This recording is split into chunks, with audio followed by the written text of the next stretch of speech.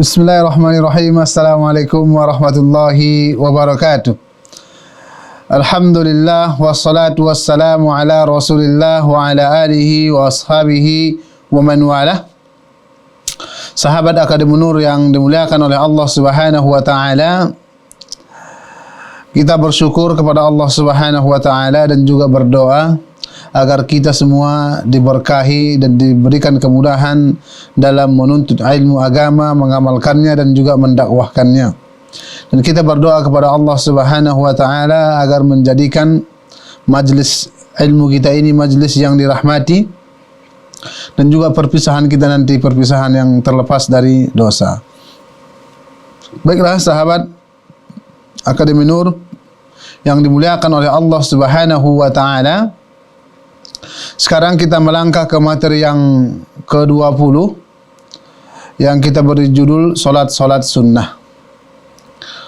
Agama Islam mensyariatkan kepada pemeluknya, kita umat Islam, amalan-amalan wajib dan juga ada amalan-amalan sunnah atau ibadah-ibadah wajib dan juga ibadah-ibadah sunnah.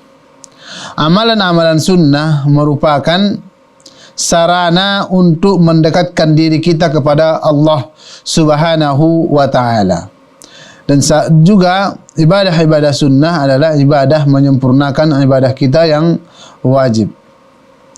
Dan di antara amalan sunnah yang dapat menjadi sarana untuk bertaqarrub, mendekatkan diri kepada Allah Subhanahu wa taala adalah amalan-amalan atau juga salat-salat sunnah.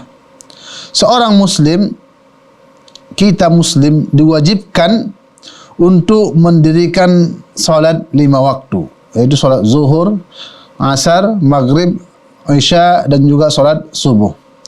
Setelah itu seorang muslim juga dianjurkan untuk mengerjakan salat sunnah, karena hal itu akan mendatangkan cinta dari Rabb kita, dari pencipta kita Allah Subhanahu wa taala.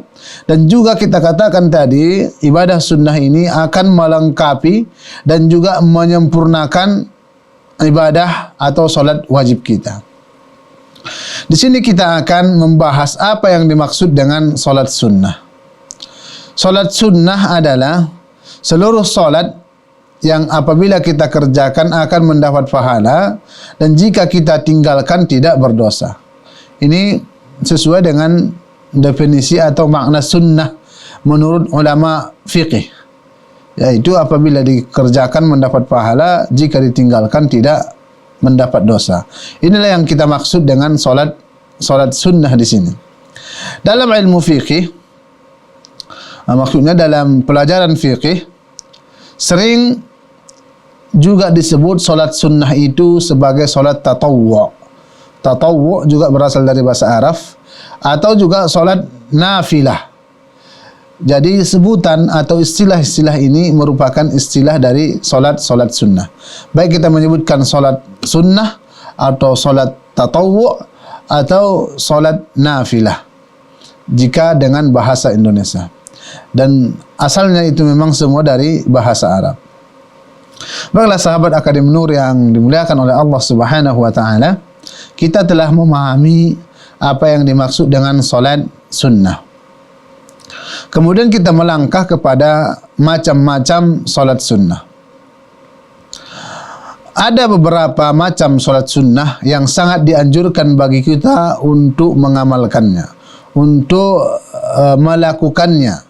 Di antaranya di dalam buku panduan kita nanti sudah ditulis oleh muallif. Yang pertama adalah salat sunnah rawatib. Yang kedua salat tahajud. Yang ketiga salat witir. Yang keempat salat duha. Yang kelima salat tarawih. Yang keenam salat tahiyatul masjid. Yang ketujuh salat gerhana. 8 salat istisqa. 9 salat istikharah, 10 salat sunnah wudu, maksudnya setelah wudu, 11 salat sunnah mutlak. Di sini akan kita bahas secara singkat apa yang dimaksud dengan salat-salat tadi. Walaupun memang nanti dalam materi-materi selanjutnya akan kita bahas satu persatu secara terperinci.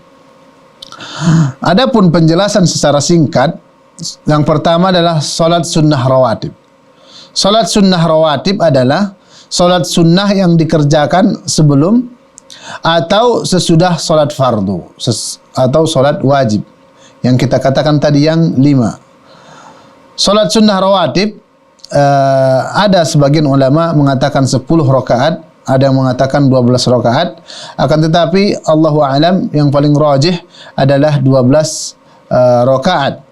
Perinciannya ini juga berdasarkan dalil. Itu nanti akan kita bahas pada pembahasan secara khusus. Ini kita akan bahas secara singkat. Kita katakan tadi solat rawatib atau sunnah rawatib itu ada 12 rakaat. Yang pertama adalah 2 rakaat sebelum solat subuh. Kemudian 4 rakaat sebelum solat zuhur dan 2 rakaat setelah solat zuhur. Kemudian 2 rakaat setelah solat maghrib dan juga 2 rakaat setelah solat isya. Jadi jumlahnya adalah 12 rakaat. Kemudian yang kedua, apa yang dimaksud dengan solat tahajud?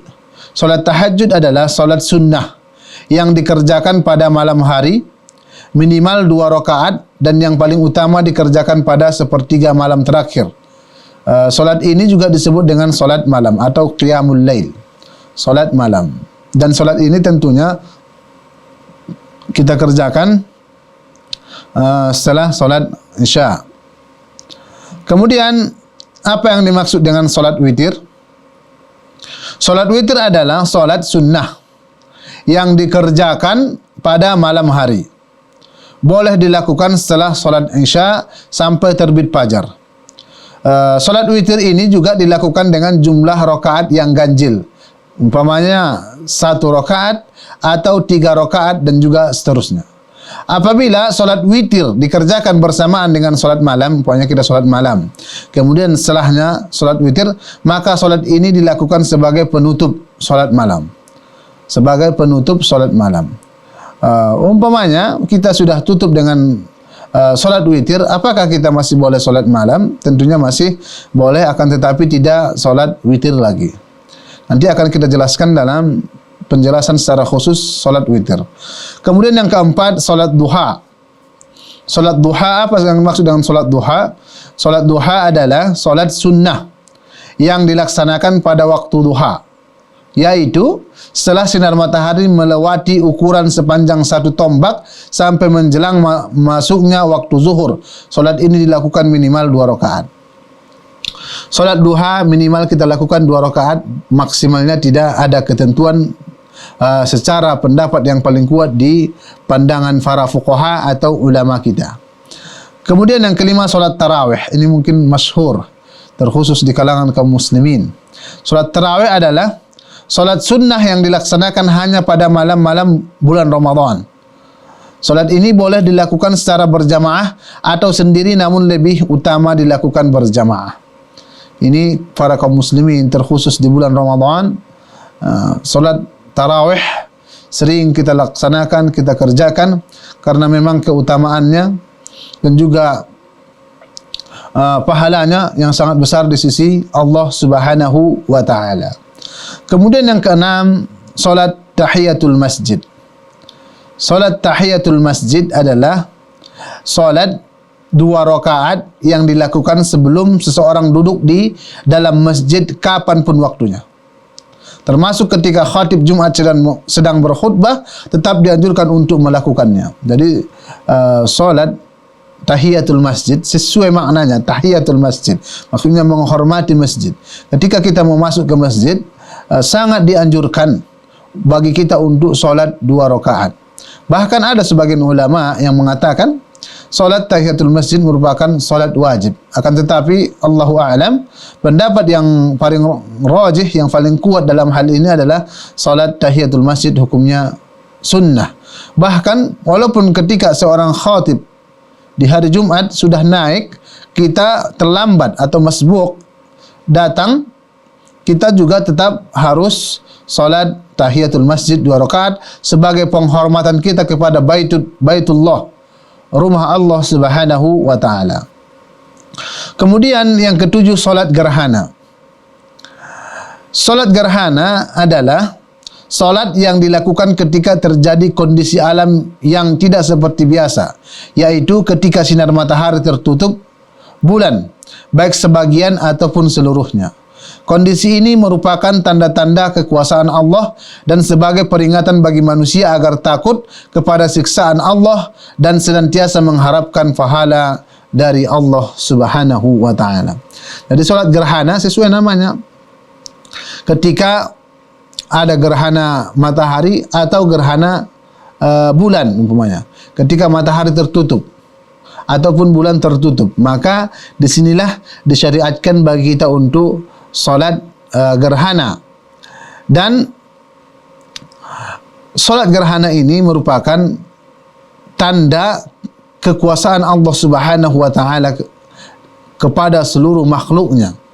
Bukan karena tanda-tanda sebagian orang mengatakan itu merupakan tanda-tanda kesialan ataupun sebagainya.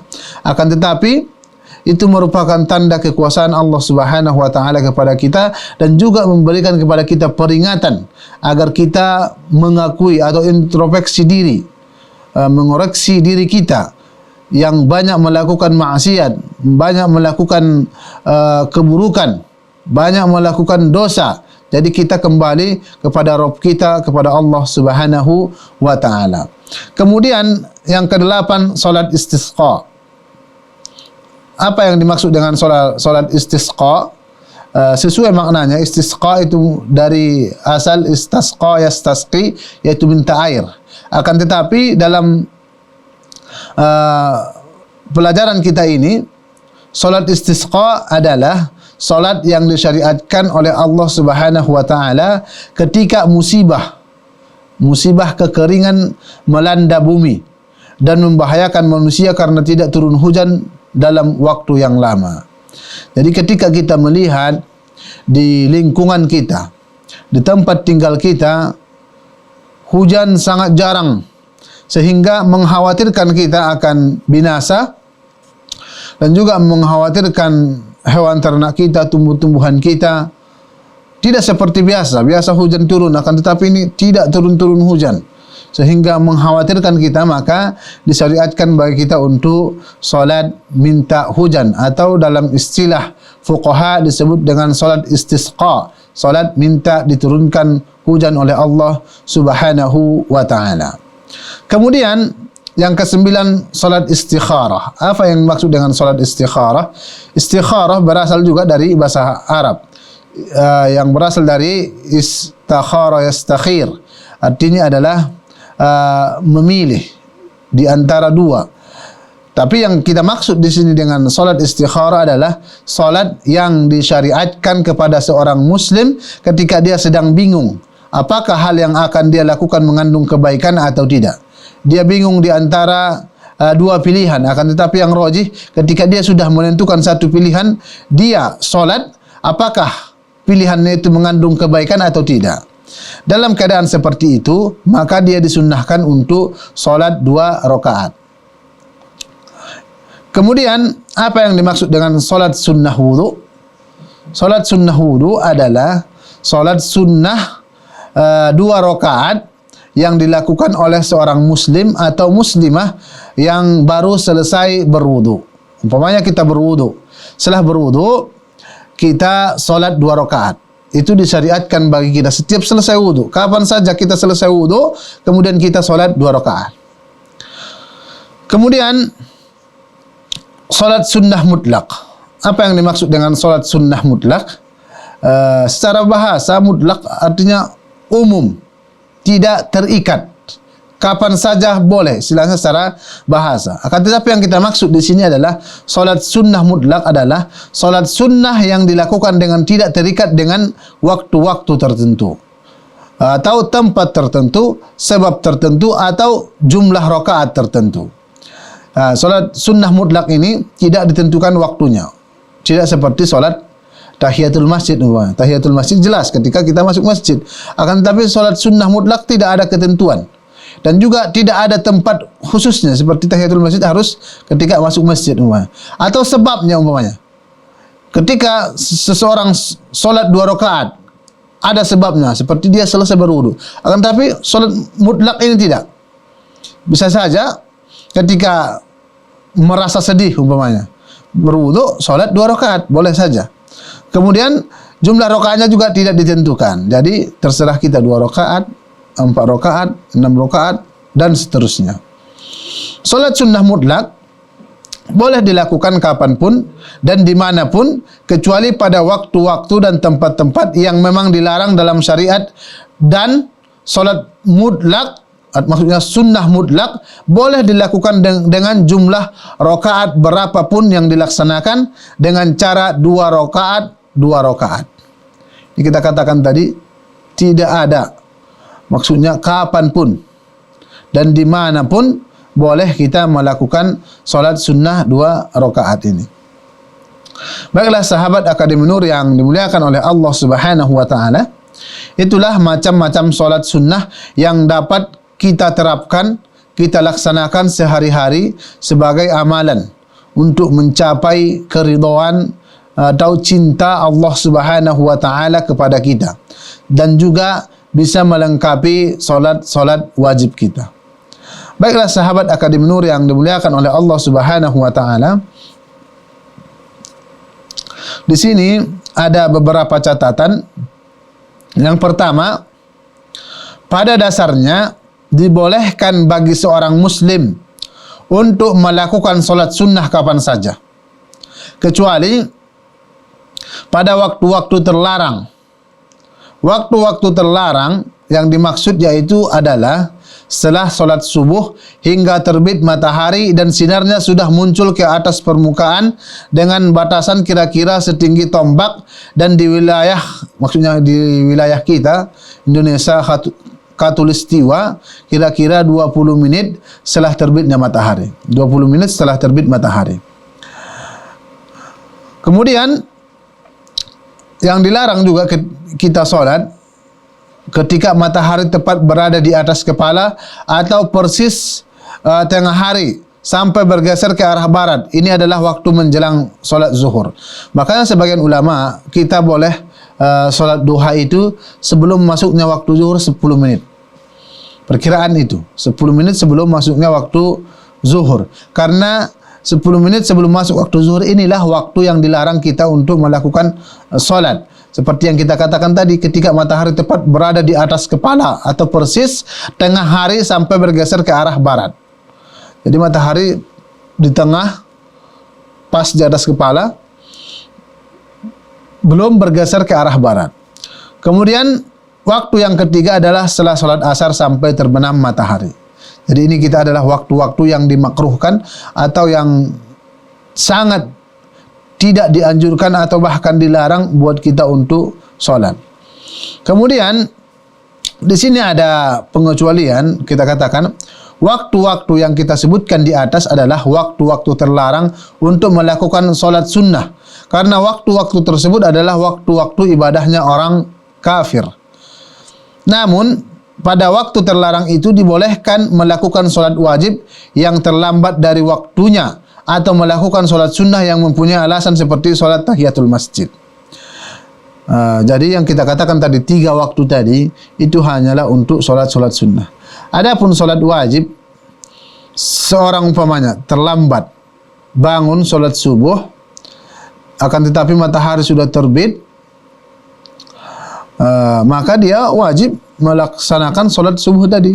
Ada seorang solat asar terlambat, matahari sudah mau tenggelam, dia mau solat, tetap harus dilaksanakan solat wajib tadi. Atau solat sunnah juga boleh kita lakukan pada waktu-waktu terlarang tadi jika memiliki alasan, seperti solat tahiyatul masjid atau solat wudu umpamanya. Kita baru wudu, kita sudah solat asar umpamanya. Kan waktu terlarang setelah solat asar, salah satunya setelah solat asar sampai tenggelam matahari. Kita setelah solat asar jalan-jalan, batal wudu, kemudian kita berwudu, solat 2 rakaat juga dibolehkan bagi kita untuk solat pada waktu itu. Kemudian di sini muallif mengatakan larangan dan pembatasan waktu ini khusus dalam solat sunnah saja. Adapun zikir dan doa kepada Allah Ta'ala maka tidak ada batasan waktu sama sekali. Ini sangat jelas. Yang dibatasi dalam waktu terlarang tadi hanya solat-solat sunnah yang tidak memiliki sebab. Kalau ada sebabnya tahiyatul masjid, atau solat karena selesai berwudu itu dibolehkan. Baiklah sahabat Akademi Nur yang dimuliakan oleh Allah Subhanahu wa taala, ini yang dapat kita sampaikan sebagai rangkumannya adalah perlu kita ketahui solat sunnah adalah solat yang harus senantiasa juga kita jaga, kita laksanakan, karena ini merupakan penyempurna solat wajib kita, dan juga solat sunnah ini merupakan sarana untuk mendekatkan kita kepada Rabb kita Allah Subhanahu wa taala. Karena banyak di dalam hadis disebutkan, dari hadis Rasulullah sallallahu alaihi wasallam tentunya kepada kita menjelaskan tentang itu. Karena tidak ada hal sesuatu yang paling Allah cintai dari seorang hambanya yang dilakukan melainkan yang diwajibkan oleh Allah Subhanahu wa taala. Kemudian jika senantiasa seorang hamba tersebut melakukan amalan-amalan sunnah, amalan-amalan tatawwu, amalan-amalan nafilah, niscaya Allah Subhanahu wa taala akan mencintainya. Baiklah sahabat Akademi Nur yang dimuliakan oleh Allah Subhanahu wa taala, itu tadi amalan-amalan sunnah yang kita lakukan dan juga kita sampaikan tadi. Mudah-mudahan kita dimudahkan oleh Allah Subhanahu wa taala dalam melaksanakannya, dan juga dimudahkan untuk senantiasa continue terus menerus untuk melaksanakannya. Baiklah sahabat Akademi Nur yang dimuliakan oleh Allah Subhanahu wa taala, ini yang dapat saya sampaikan. Kita berdoa kepada Allah Subhanahu wa taala agar kita semua dimudahkan untuk melakukan amal ibadah, dimudahkan juga ikhlas dan juga beribadah sesuai dengan tuntunan dan juga ajaran Rasulullah sallallahu alaihi wasallam. Allahumma a'inna ala dzikrika wa syukrika wa husni ibadatik. Allahumma inna nas'alukal jannah wa ma qarraba ilaiha min qawlin wa amal, wa na'udzubika minan nar wa ma qarraba ilaiha min qawlin wa amal. Aqulu qawli hadza wa astaghfirullaha li wa lakum wa lisairil muslimin fastaghfiruhu innahu huwal ghafurur rahim. Assalamualaikum warahmatullahi wabarakatuh.